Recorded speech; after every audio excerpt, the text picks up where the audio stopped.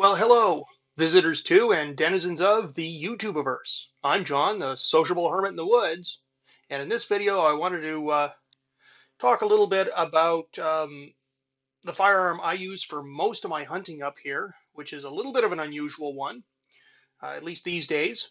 And I've got a couple examples of that model here. I'm going to talk a little bit about pros and cons of the venerable Savage 24 and why I like it so much and why I like one particular uh, caliber combination in it so very much. So, with no further ado, let's get into it.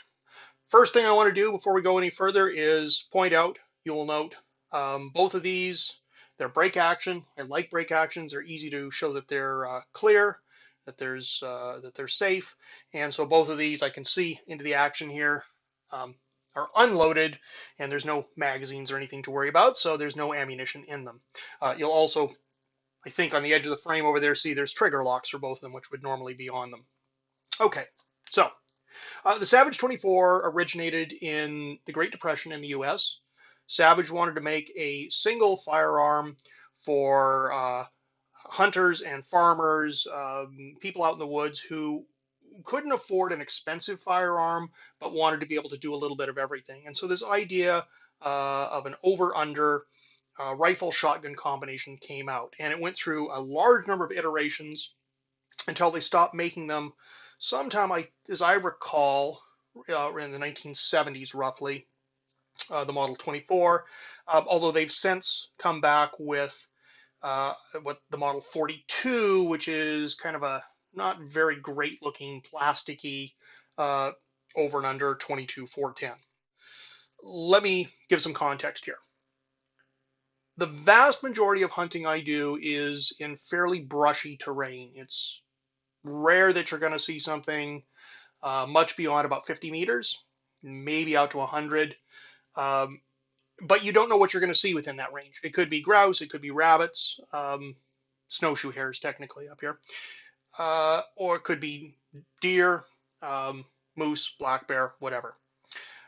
Of those, the main things that I'd be going for are grouse, snowshoe hare, and deer, although some years I have a moose tag, and if a juicy one comes up, I wouldn't hesitate at short range.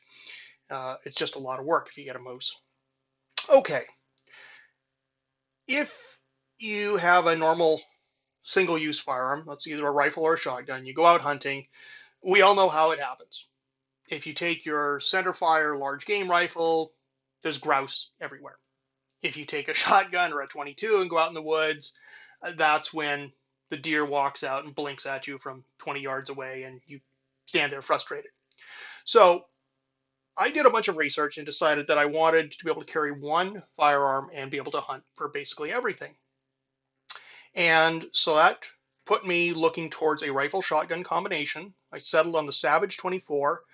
Some of the features I like about the Savage 24 are it's a single trigger, not a double trigger over and under. I've had double trigger over and unders, and I just have trouble. Maybe I didn't use them enough, but I had trouble remembering which trigger was which barrel. Here it's a single trigger, and what you have, let's lift this one briefly. What you have is a thumb lever here on your hammer, and that just selects which firing pin you're going to get, and it's very intuitive. That's the bottom barrel, that's the top barrel. All the controls are right here on your thumb, so as you bring this up, you can cock it, select which barrel you want, adjust your crossbolt safety, and take the shot, and you can do all that in one very smooth motion. The Savage 24 comes in a lot of different possible combinations of rifle and shotgun barrel, but I felt that one really fit, at least for me, the widest range of uses, and that is 30-30 over 20 gauge. 30-30, although it's a very old historic round, is very effective at short ranges. Inside 100 meters, it's a very good round with the right ammunition. A lot of game has been taken with it. It wouldn't be my first choice for something really big, but certainly a lot of people have taken moose with them. And for deer, it's an outstanding round. 20 gauge, I prefer over 12 gauge. little bit smaller, a little bit lighter. Um, you still have a very large number of pellets. If for some reason you want to use a slug, and I'll come to that more on the second example of the 24 here, the 20 gauge slug has better ballistics than a 12 gauge slug. Okay, what are some of the things I like about it?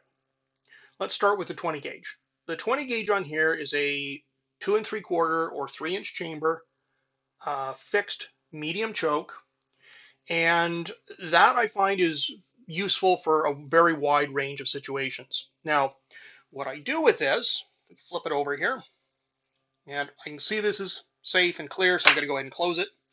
When we flip it over here, you'll see that I have a neoprene butt sleeve here, and I carry 20 gauge shells in here. And what I do is I carry usually 3 kind of standard birdshot type shells, and then I carry a couple. You can buy these things which have a what's called a flight control wad, which gives you a tighter pattern. It's like going to a tighter choke, but without changing your choke. And those are in 3-inch magnums. So I carry 2 of those. They're fairly expensive, but they're good for longer range shots. You can get grouse up to about 40, 45 meters quite reliably with that. And for shorter range shots, I use these. While I'm talking about ammunition holders, so that's for the 20 gauge, you can get an idea how much I've used this from how ratty and torn this sling is getting. But you can see I have 30 gauge ammunition holders on the sling here. So one of the things I like about this is when you're out in the woods, you're driving, let's say someplace up at a logging road, this has to be unloaded.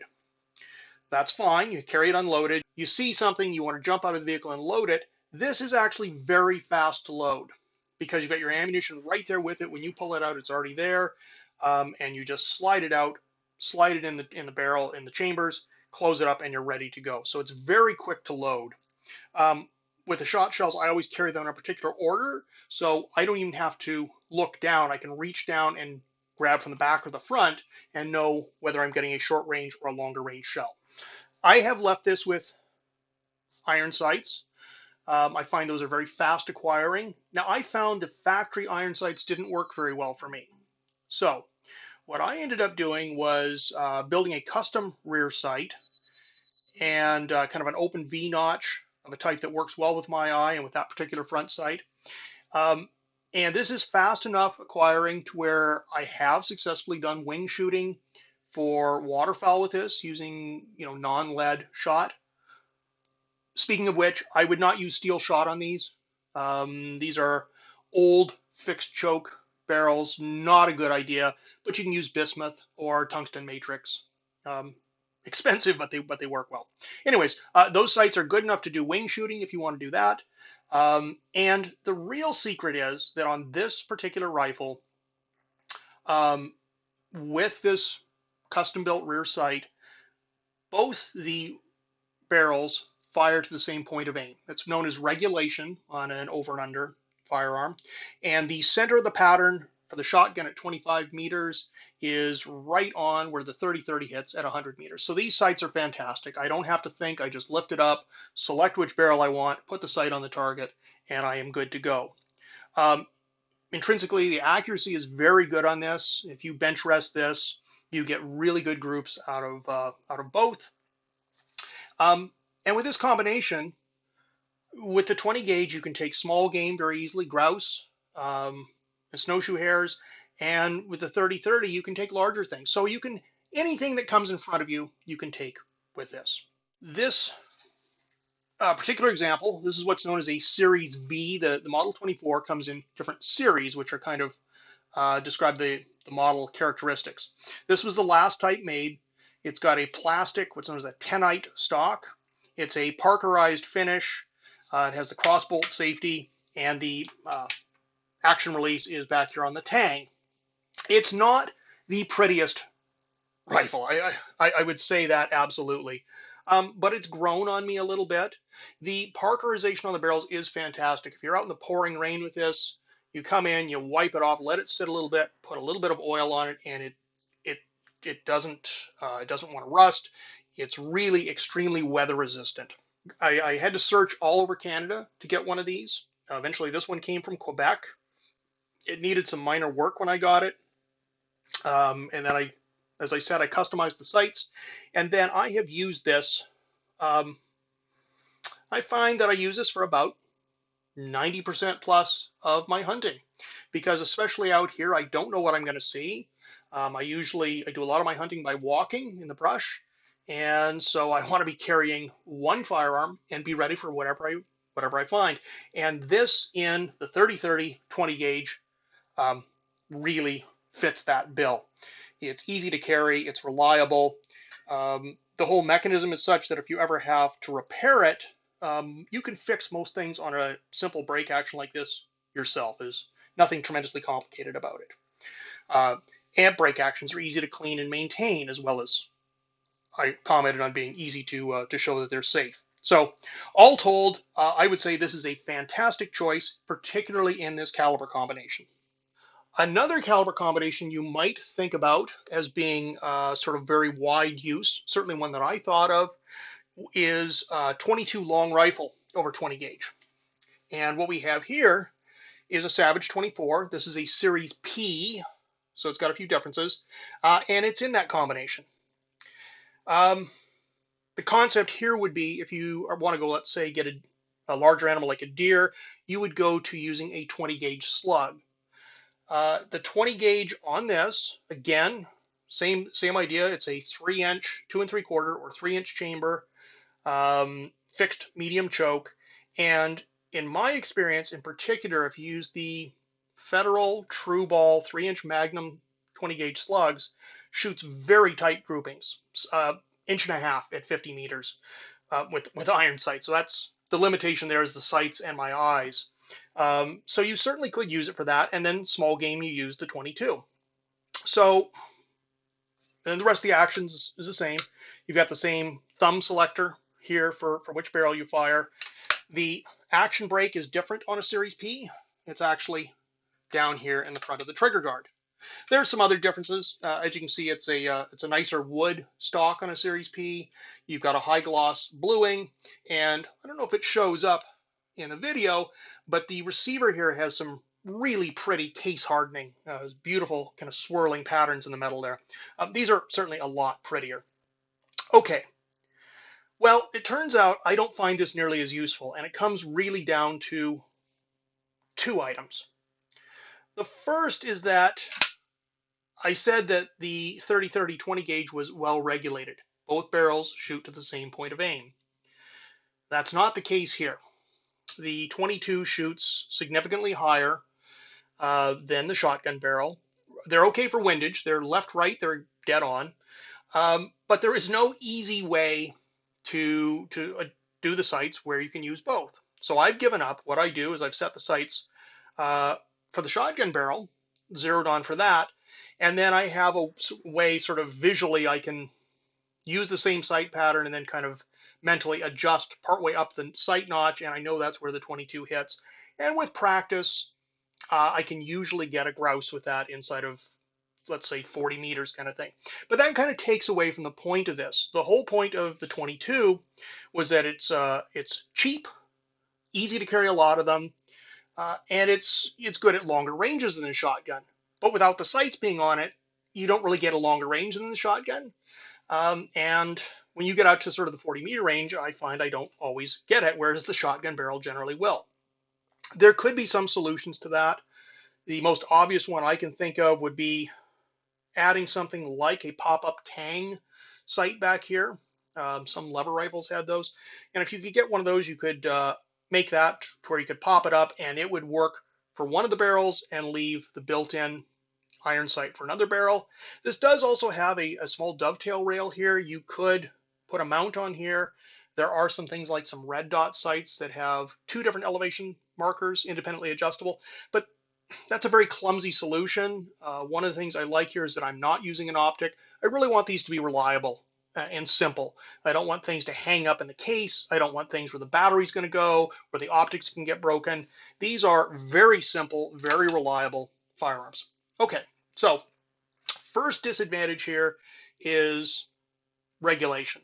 And I don't know if, I should be clear, I don't know if that's just this particular firearm versus this one, or if it's related to the particular caliber combinations.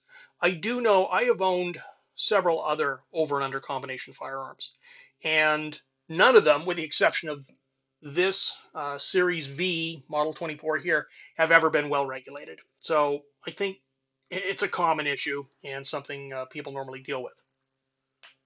What's the second issue? Well, the second issue is more of a practicality one and relates back to my whole concept here in my life and on my YouTube channel of self-sufficiency.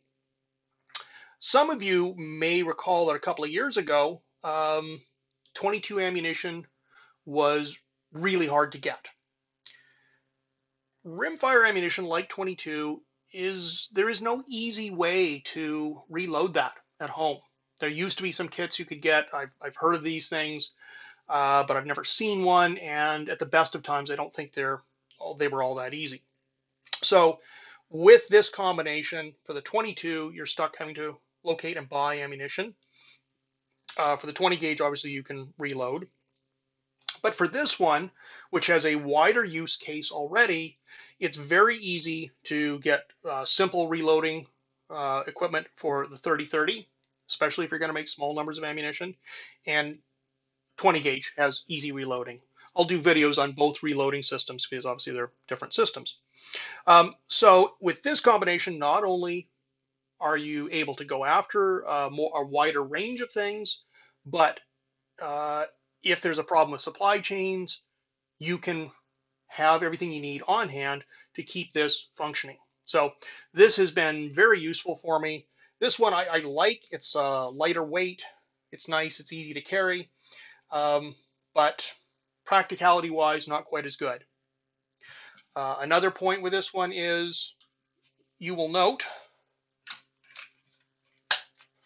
that again, I have a 20 gauge shot shell carrier here, but there is no really easy way, at least that I've found, to put 22 ammunition on here. So this one, you have to carry that in your pocket somewhere, and it's not quite as simple as just having your rifle ammunition on the sling and your shotgun ammunition on a butt carrier. So again, practicality, the 30-30 over 20 wins. If looks are an issue to you, you can get this caliber combination in all the different series. And in fact, if you really wanted to look for one that's nice, the Series D has a high gloss bluing. It has a checkered walnut stock. It has an engraved receiver, and it has a gold-plated trigger. Certainly, if I can find one of these in a Series D, I'm going to be very tempted to pick it up. So there you go. A quick summary of some points on the Savage 24, why I think it's an incredibly versatile firearm, and in particular, why I think this caliber combination, the 30-30 20 gauge, is for me and for hunting in relatively dense brush, probably the single most useful firearm you can carry. Hopefully that gives you a little bit of a flavor of the history and variety available in Savage 24s and maybe piques your interest a little bit. Thanks for watching. Until next time, this is John, your sociable hermit in the woods.